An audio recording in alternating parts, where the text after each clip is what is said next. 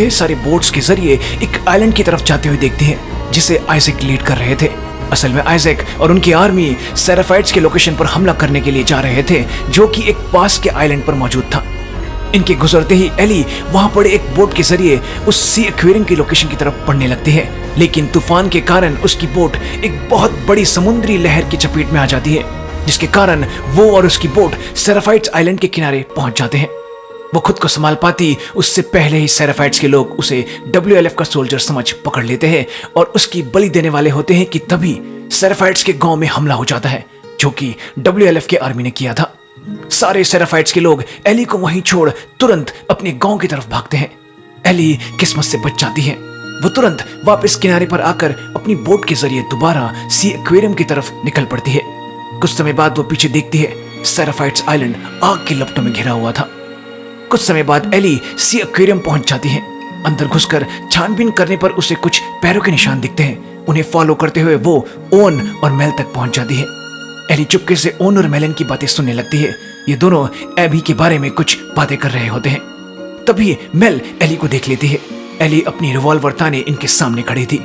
Eli इनसे कहती है कि वो इन दोनों को कुछ नहीं करेगी अगर वो चुपचाप बता देंगे कि एबी कहाँ है। लेकिन तभी ओन अपनी बंदूक से एली को मारने की कोशिश करता है। एली अपने बचाव में गोली चला देती है, जो सीधा ओन के गले में लगती है और वो वहीं दम तोड़ देता है। लेकिन ये गोली मेल के गले को छू कर भी गई थी, जिसके कारण मेल के गले से बहुत ज्यादा खून बहने लगता है। वो तुरंत एली को उसकी मदद करने के लिए अपने पास बुलाती है।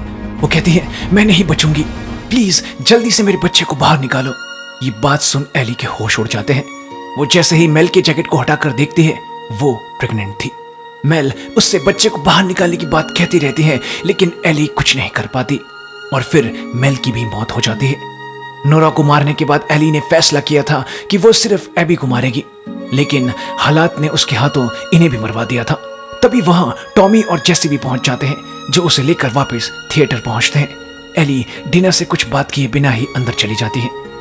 कुछ समय बाद टॉमी और जेसी यहां से बाहर निकलने का प्लान बना रहे होते हैं जब वहां एली आती है। टॉमी एली को समझाते हैं कि ओन और मेल के साथ जो कुछ भी हुआ वो उन्हीं के कर्मों का फल है। ये भी एबी के साथ उस दिन जोल की मौत का हिस्सा थे। एली कहती है, लेकिन एबी तो अभी भी जिंदा है। टॉमी कहते हैं, तो क्या तुम्हें अभी भी ये बात परेशान कर रही है? एली कहती है, हाँ, लेकिन मुझे इस चीज को एक्सेप्ट करना ही होगा। एली समझ गई थी कि उसके बदले के चक्कर में बहुत लोगों की जान खतरे में पड़ गई थी। इसके बाद एली जेसी से बात कर सके, इसके लिए टॉमी इन दोनों को अकेला छोड़ बाहर चले जाते हैं। एली जेसी का धन्यवाद करती है कि वो फिर से उसकी मदद के लिए आया।